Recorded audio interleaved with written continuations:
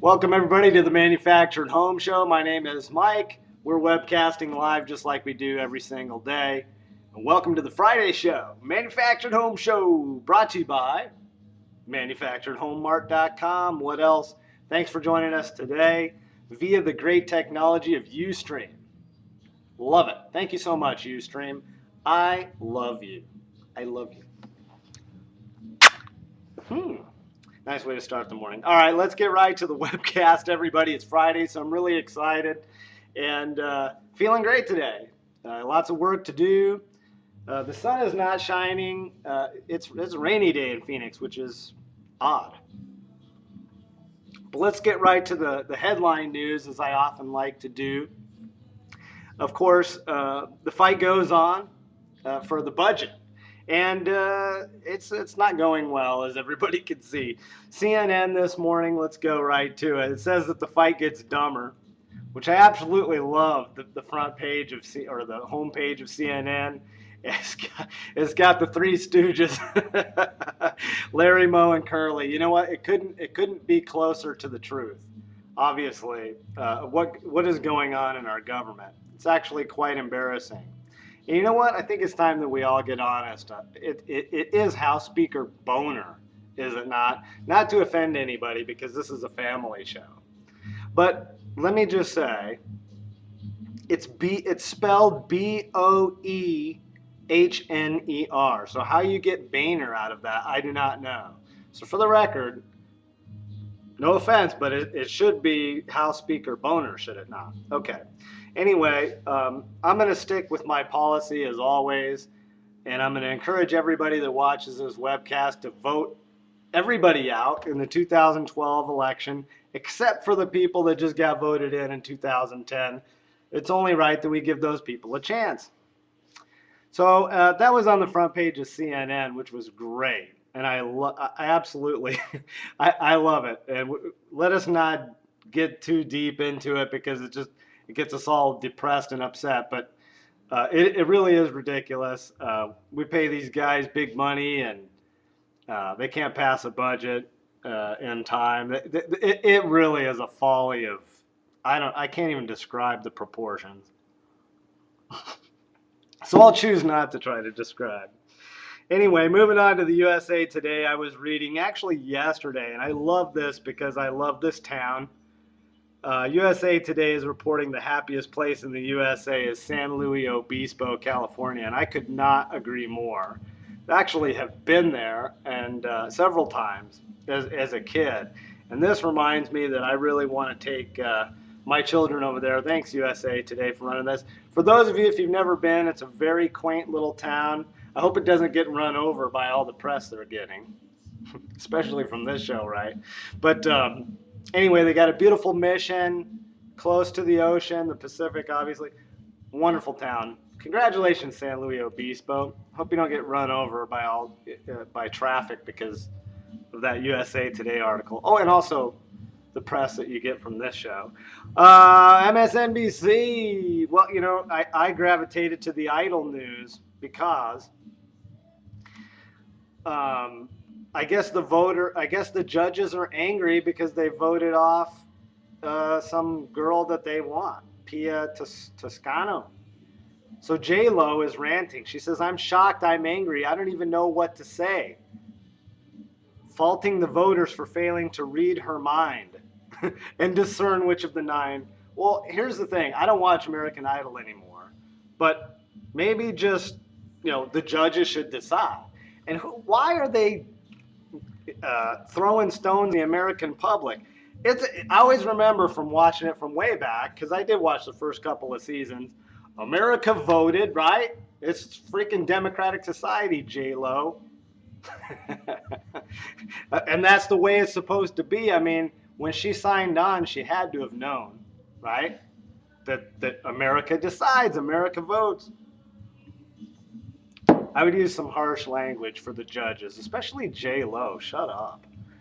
All right, let's keep going. Let's get through all the regular news, and then I'll get to a little bit about. Came well prepared today for the show. Soundtrack is going again. If you hear the music in the background, that's me. You're not losing your mind. That's That's my background music, better known as my wife's get ready music. Okay, let me close a couple of tabs out here because I'm going to start getting lost.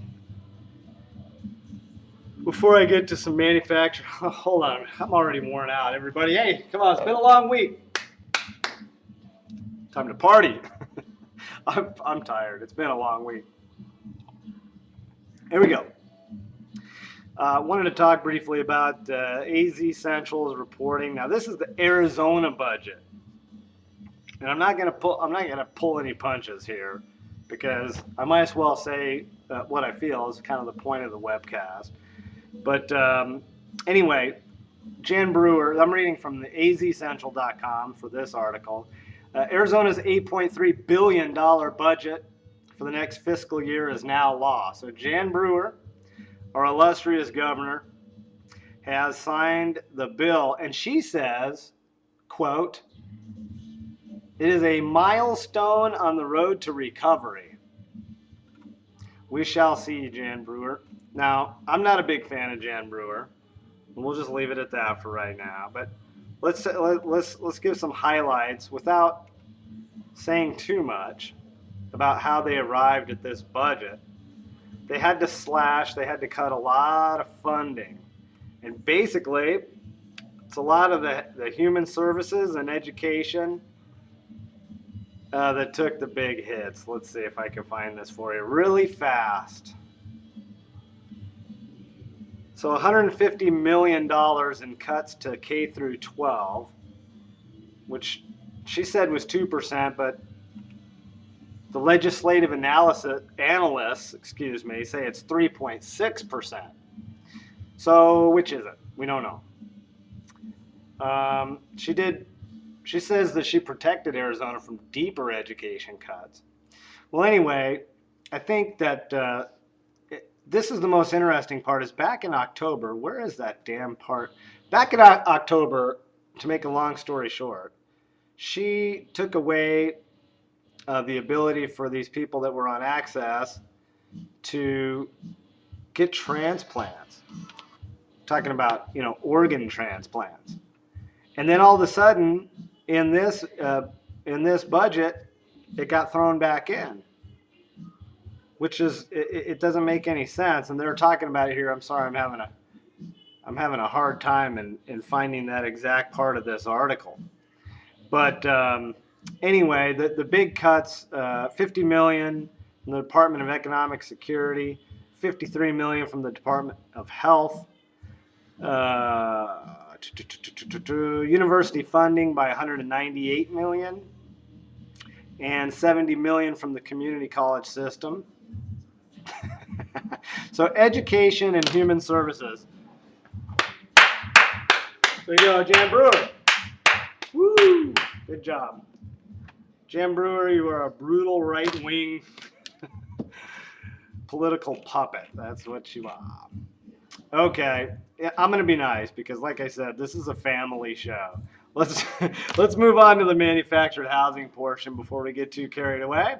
And I do want to quickly, let's see, take a look. Okay, we're all right, and we're doing good for time. Get some interruptions. Okay, now, I know it's very difficult to get agreement. Obviously, you're seeing in every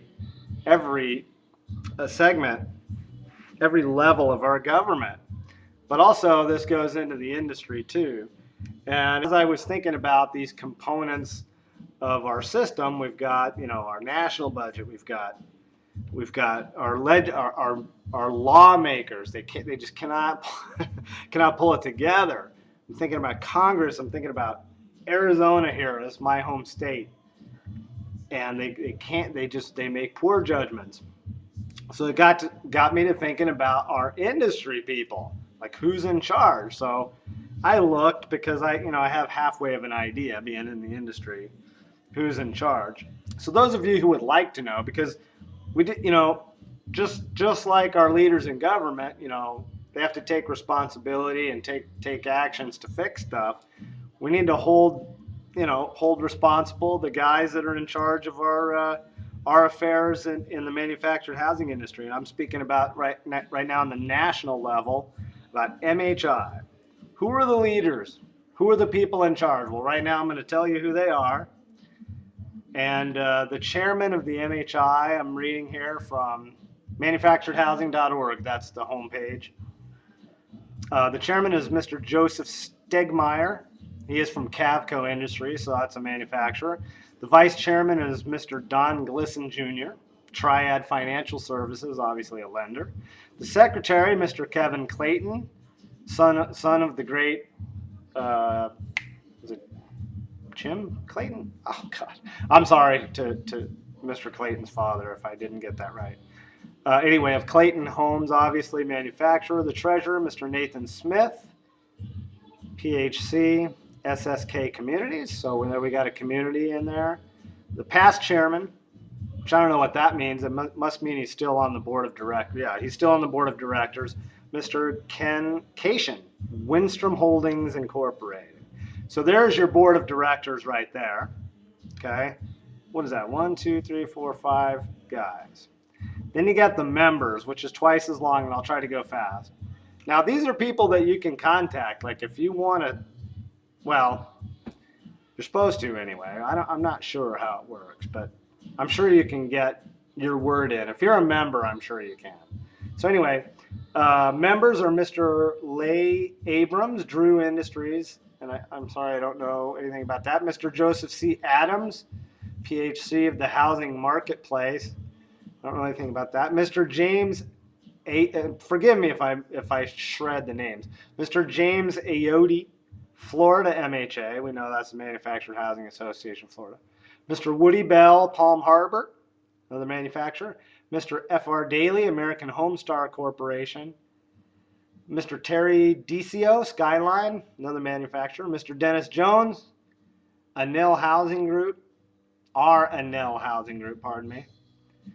Mr. Charles E. Lott, Fleetwood Homes. Mr. Jesse Maxey, California MHI. Mr. Leo oh my goodness, I'm sorry, Leo. Mr. Leo Poggioni, PHC, Craftsman Homes. Mr. Kevin Shatherwaite, Pine Ridge Homes. Mr. Stephen J. Schaub, Yes Communities. Mr. George Wachter, Minuteman Anchors, Inc. Mr. Bradley H. Waite, Land Home Financial Services. And Mr. Timothy W. Williams, 21st Mortgage Corporation. Okay, so there you go. There's the members, which looks like there's about 10 or so of them. And then you got the board of directors with the 5 guys. Okay, you're the leadership. I'm appealing to you guys right now. I'd like to, it'll be interesting. Let's keep an eye on what's the plan. I cannot really comment on any of these people. I can't say anything because I don't particularly know any of them. But these guys are in charge of our national association. So we're counting on you guys to poise us for the return of the housing industry. Because we all know, excuse me, we all know things are going to come back around.